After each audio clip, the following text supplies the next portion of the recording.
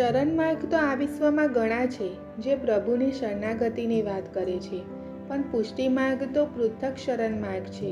આ માર્ગમાં તો પ્રભુ જીવના શરણે આવી જાય છે. મર્યાદામાં જીવ પ્રભુને આધીન થાય, પણ પુષ્ટિ માર્ગમાં તો પ્રભુ જીવને આધીન બની જાય છે. શ્રીજી મનના અલૌકિક સત્સંગમાં સૌ ભગવદીઓનું, સૌ વહાલા વૈષ્ણવોનું, સૌ શ્રોતા મિત્રોનું ભાવભર્યું સ્વાગત કરું છું. પુષ્ટિનો અર્થ જ પોષણ, પુષ્ટિકરણ કરવું એટલે પુષ્ટિ. પુષ્ટિ શબ્દ હિન્દી ભાષાનો શબ્દ છે. વૈષ્ણવ સંપ્રદાય પુષ્ટિ માર્ગને વધુ ધારણ કરે છે. પુષ્ટિ માર્ગના 5 તત્વ છે અને તેનું નામકરણ સ્મરણ કરવું તે જન્મોજન્મના પાપ નાશ કરે છે. 5 તત્વોમાં પહેલું તત્વ છે શ્રીજી મથુરાના કુંજ વિહારીને ભજીને સુખકારી થવાનું. બીજું તત્વ છે વલ્લભ કુળને ભજવાની વાત અને ત્રીજું તત્વ છે ગોવર્ધનને નિત ગાવાની વાત, નટવરલાલને ભજવાની વાત. ચોથું તત્વ છે શ્રી યમુનાજીને ભજી સ્મરણ કરી તેનું પૈપાન કરવાનું અને 5મું તત્વ છે વ્રજભૂમિને ગાવાનું, તેની રજ લેવાનું. શ્રી વલ્લભાચાર્યજીએ આ 5 તત્વો નિત ગાવાનું કહ્યું છે, જેથી જન્મો જન્મના પાપોનો નાશ થાય છે. પુષ્ટિ માર્ગ અને કૃષ્ણ કથા. મહાપ્રભુ શ્રી વલ્લભાચાર્યે મનુષ્ય જાતિ માટે સ્વતંત્ર ભક્તિ માર્ગનો ઉપદેશ આપ્યો છે. તે વિશુદ્ધ પ્રેમ પ્રધાન માર્ગ છે. પુષ્ટિ અર્થાત પોષણનો અર્થ છે પ્રભુ શ્રી કૃષ્ણનો અનુગ્રહ. અનુગ્રહ એટલે કૃપા. અનુગ્રહ અથવા કૃપા પ્રભુ જે જીવને પસંદ કરે છે તેને તેઓ પ્રાપ્ત થાય છે. તાત્પર્ય એ છે કે પ્રભુની કૃપા જેના પર થાય છે તેને જ તે ઉપલબ્ધ થઈ શકે છે. પ્રભુની કૃપા, શ્રી ઠાકોરજીની કૃપા જ્યારે થાય છે ત્યારે મોટી મોટી મુશ્કેલીઓ દૂર થઈ જાય છે. શ્રી ઠાકોરજીની કૃપા આવી અદ્ભુત હોય છે. પ્રભુની કૃપાનો માર્ગ એ જ પુષ્ટિ માર્ગ. પ્રભુની વિશેષ કૃપાને કારણે જીવને પુષ્ટિ ભક્તિ પ્રાપ્ત થાય છે.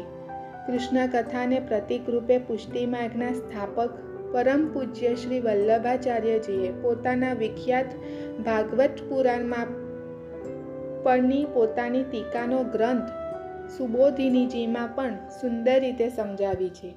વાસુદેવજી અને દેવકી આત્મા અને દૈવી પ્રકૃતિનું લૌકિક સ્વરૂપ છે. મથુરાના અતિ દોષિત વાતાવરણ એ દુનિયાવી જીવ ધારણ કરીને ના રહ્યા અને વૃંદાવનના આધ્યાત્મિક શુદ્ધ વાતાવરણમાં રહ્યા, જેમાં માત્ર આનંદ અને પ્રેમ અને ભક્તિનું વાતાવરણ હતું, અને મારવા આવેલા રાક્ષસોને માર્યા. રાસ પંચાધ્યાયી પુષ્ટિ માર્ગ અંગેની સમજ આવે છે. કળા, સંસ્કૃતિ, ગીત, રાસલીલા વગેરેનો નિર્દેશ શ્રી કૃષ્ણ લીલામાં વારંવાર થાય છે. શ્રી કૃષ્ણની રાસલીલા વર્તુળાકાર જ ફરિયાદ કરે છે. ગ્રહો, તારાઓ ફરતા રહે છે તે જ રીતે કૃષ્ણની આ જ વિરાટ રાસલીલા છે. વ્રજભૂમિની રાસલીલા તો કાળલીલાનો ભવ્ય સંકેત છે.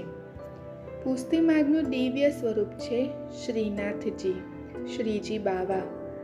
પુષ્ટિ માર્ગમાં શ્રીનાથજીને શ્રીજી બાવાના નામથી પણ ઓળખવામાં આવે છે. શ્રીનાથજી એટલે તે ઐશ્વર્યના સ્વામી. તેઓ નાથ દ્વારામાં સ્થિત છે. તે પુષ્ટિ માર્ગનું અત્યંત મહત્વનું સ્વરૂપ છે. તે 7 વર્ષના કૃષ્ણનું સ્વરૂપ છે. તેમને ડાબા હાથમાં મસ્તકની ઉપર ગોવર્ધન પર્વત ઉચકેલો છે, જ્યારે જમણો હાથ કમર પર વિતળાયેલો છે, જેવું સૂચન કરે છે કે તમારું મન મારા હાથમાં છે, તમે અહીંયાથી ક્યારેય છટકી ના શકો. અને ડાબો હાથ જે કરકમળ ગોવર્ધન પર્વત ઉચકીને બતાવે છે કે આપણને સૌ વૈષ્ણવોને ભાવથી પોતાની તરફ બોલાવે છે. અને પાછળના ભાગમાં પવિત્ર ગોવર્ધન પર્વત છે. હકીકતમાં સમગ્ર પીઠિકા ગોવર્ધન પર્વતનું સ્વરૂપ સૂચવે છે. પીઠિકાની ઉપર મધ્યમાં ડાબી બાજુએ એક મુનિ પોપટ લઈને બેઠેલા છે. શ્રીનાથજીના ડાબા હાથની પાસે 2 મુનિ ધ્યાનસ્થ મુદ્રામાં જોઈ શકાય છે. તેમની નીચે એક સાપ ફેણ ફેલાવીને ઊભો છે, જ્યારે અન્ય એક આકૃતિ સિંહની છે. તે ઋષિજીનું પ્રતીક છે. તેની નીચે 2 મોર છે. આ ઉપરાંત જમણી બાજુએ મુનિની નીચે એક ગેટું, એક સાપ અને 2 ગાય છે, જેઓ ગોવર્ધન પર્વતના રહેવાસી છે. તેઓ શ્રીનાથજીને આદરપૂર્વક જુએ છે. શ્રી વલ્લભાચાર્યજી અને શ્રીનાથજીનું મિલન. તે અંગે સંખ્યાબંધ ખુલાસાઓ થયેલા છે. વૈષ્ણવ સંપ્રદાયના ઇતિહાસ મતે આ સ્વરૂપ મથુરા રાજ્યમાં ઉદ્ભવ પામેલું છે. શ્રી વલ્લભાચાર્યજી અને તેમના શિષ્યો ટેકરી ચઢીને કંદરા પાસે ગયા. ત્યારે ગોવર્ધન પર્વત પર આગળ વધતા જ ગિરિરાજજીની કંદરામાંથી શ્રીનાથજી પ્રગટ થયા અને બંનેનું હૃદયલિંગનપૂર્વક મિલન થયું. વ્રજવાસીઓ જય જયકાર કરવા લાગ્યા. અનેક લોકો વચ્ચે પ્રભુ ભક્તનું શ્રી વલ્લભાચાર્યજીનું શ્રીનાથજી જોડે મિલન થયું. બીજી પણ માન્યતા છે ગર્ગ સંહિતા મુજબ કે ગર્ગ સંહિતા એ આચાર્ય ગર્ગ દ્વારા રચિત ગ્રંથ છે. ગર્ગાચાર્યજી ગોલોક ધામમાં દિવ્યાત્મા અને યદુકુળના રાજપુરોહિત હતા. એમને ઘણા ઉલ્લેખો ગર્ગ સંહિતામાં કર્યો છે. ગર્ગ સંહિતામાં તેમને શ્રીનાથજીના પ્રાગટ્યની પણ વાત કરી છે. તેમને ગર્ગા સંહિતામાં ગર્ગાચાર્યજીએ કહ્યું છે કે શ્રીજીનું પ્રાગટ્ય આજથી લગભગ 600 વર્ષ પહેલાં છે. ગૂઢ લીલા છે કે અને તેમાં પણ એક ગૂઢ લીલા છે કે જ્યારે અક્રૂરજી પ્રભુને મથુરા લઈ જવા માટે આવે છે, ત્યારે નંદ બાબા તો હૃદય પર ભાર મૂકીને પ્રભુને મથુરા જવાની પરવાનગી આપે છે, પરંતુ માતા યશોદા કોઈ વાતે માનતા નથી. પ્રભુ મનાવવાના ઘણા પ્રયત્ન કરે છે. છેવટે જ્યારે યશોદાજી નથી માનતા, ત્યારે ભગવાન એમની સામે થાળા રહ્યા. થાળા એટલે ઊભા રહ્યા. ભગવાન કહે છે, માં, અત્યાર સુધી મેં કેટલીય લીલાઓ કરી, એમાંથી આપને કઈ લીલા સૌથી વધુ પસંદ છે? યશોદાજી કહે છે, લાલા, જ્યારે ઇન્દ્રયાગના બદલે ગોવર્ધન યાગ કર્યો હતો અને ઇન્દ્રએ વર્ષાવૃત્તિ કરી, ત્યારે તે ગિરિરાજજીને પોતાના શ્રી હસ્તમાં ઉચકી વ્રજવાસીઓની રક્ષા કરી હતી. એ લીલા અત્યંત પ્રિય છે. ત્યારે તું ગોવર્ધન નાથ કહેવાયો. પ્રભુ એ જ રીતે યશોદા માની સામે થાળા થયા. ડાબો શ્રી હસ્ત ઊંચો કર્યો, જમણો શ્રી હસ્ત કમર પર ધર્યો અને ભગવાને પોતાના શ્રી અંગમાંથી જ પોતાનું એ ગોવર્ધનનાથનું સ્વરૂપ પ્રગટ કર્યું. માતા યશોદાને કહ્યું કે હું આ સ્વરૂપે તમારી સાથે રહીશ. આ હું જ છું. જેમ મને લાડ લડાવતા હતા, એમ મારા આ સ્વરૂપને પણ લાડ લડાવજો. જ્યાં સુધી યશોદાજી અને નંદ બાબા ભૂતળ પર હતા, ત્યાં સુધી એ સ્વરૂપ એમની સાથે જ રહ્યું. અને જ્યારે આપ બંને ભૂતળનો ત્યાગ કર્યો, ત્યારબાદ એ શ્રી ગોવર્ધનનાથજીનું સ્વરૂપ ગિરિરાજ પર્વત એટલે કે ગિરિરાજજીની કંદરાની અંદર ગુપ્ત રીતે સમાઈ ગયું. અને આ રીતે શ્રી ગોવર્ધનનાથજી એટલે કે શ્રીનાથજીનું સ્વરૂપ ખરેખર દ્વાપર યુગમાં પ્રગટ થયું છે. અને એ જ સ્વરૂપ આજે નાથદ્વારામાં બિરાજમાન છે. એ કોઈથી મૂર્તિકારે સિદ્ધ કરેલ નથી, પરંતુ તે સ્વરૂપ મૂર્તિકારે સિદ્ધ કરેલ સ્વરૂપ નથી, તે પ્રગટ જ થયું છે. અને ત્યારબાદ શ્રીજીએ શ્રી વલ્લભાચાર્યજીને પોતાના સ્વરૂપને સ્થાયી કરવાની સૂચના આપી હતી, જેથી નિયમિત રીતે તેમની સેવા થઈ શકે.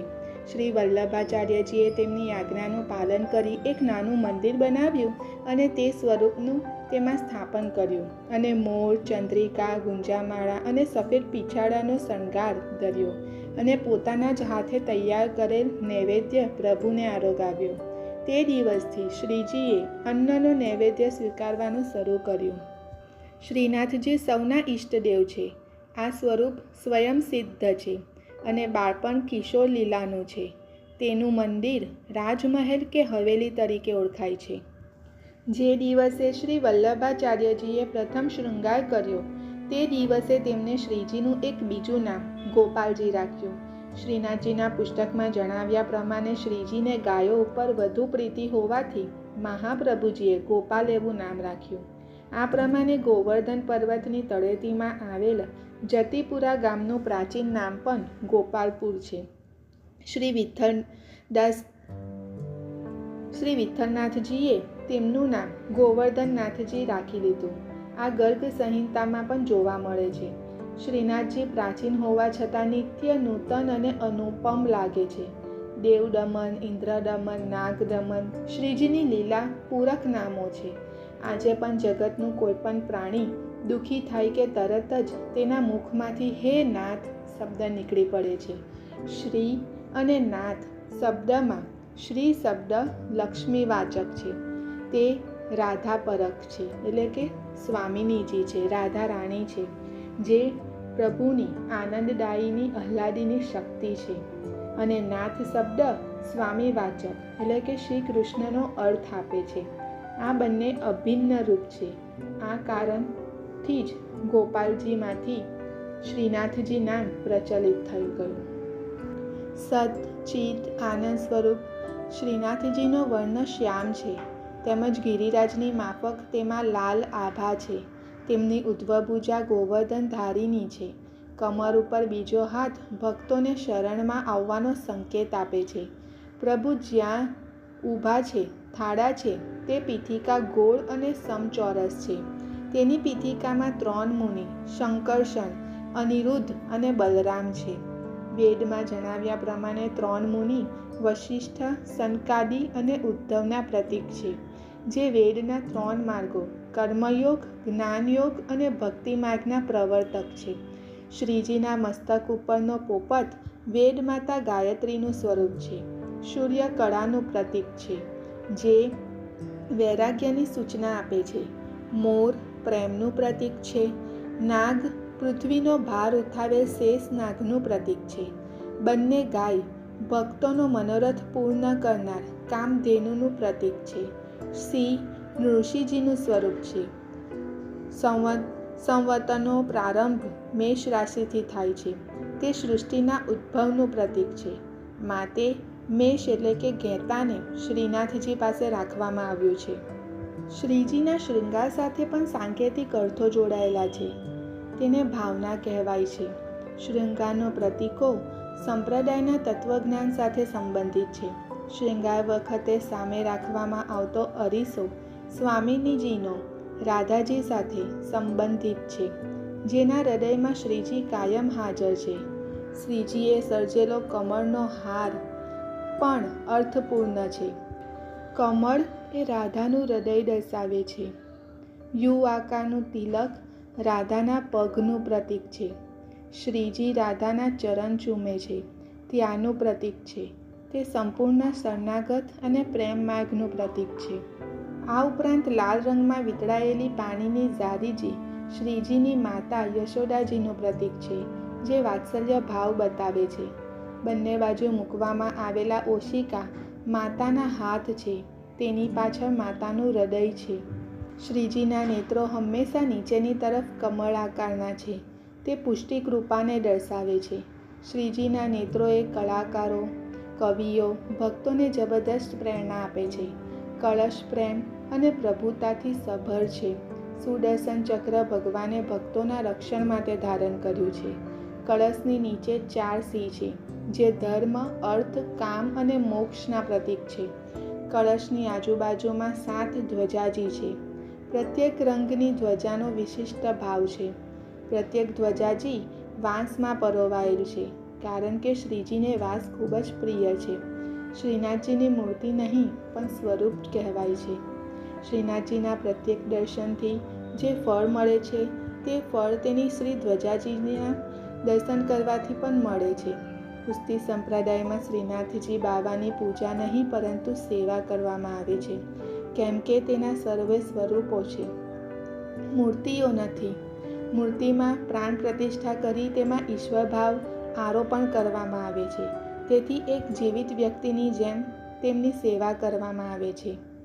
શ્રીનાથજીના 8 સ્વરૂપોનું દર્શન. તેનું નિધિ સ્વરૂપ ગર્ગ સંહિતામાં વર્ણવેલ છે, જે જુદી જુદી વ્રજલીલાના સ્વરૂપો છે. તે નવનીત પ્રિયા છે. તેના 8 સ્વરૂપો આ પ્રમાણે છે. તેમને ધરવાનું ભોજન થાળ કહેવાય છે. પહેલું મંગલા સ્વરૂપ, બીજું શૃંગાર સ્વરૂપ, ત્રીજું ગ્વાલ સ્વરૂપ, ચોથું રાજભોગ સ્વરૂપ, પાંચમું સુદર્શન સ્વરૂપ એટલે કે ભોગ દર્શન, છઠ્ઠું ઉત્થાપન દર્શન, સાતમું આરતી દર્શન અને આઠમું શયન દર્શન. નાથ દ્વારા તેનું અનોખું તીર્થ છે, જ્યાં પ્રભુ શ્રી કૃષ્ણ ગિરિરાજ ધરણ એટલે કે ગોવર્ધન નાથજી શ્રીનાથજીના સ્વરૂપે બિરાજમાન છે. મારા ગટમાં બિરાજતા શ્રીનાથજી, યમુનાજી મહાપ્રભુજી. આજનું આ સત્સંગ શ્રીનાથજીના ચરણોમાં સમર્પિત કરું છું. જય શ્રી કૃષ્ણ.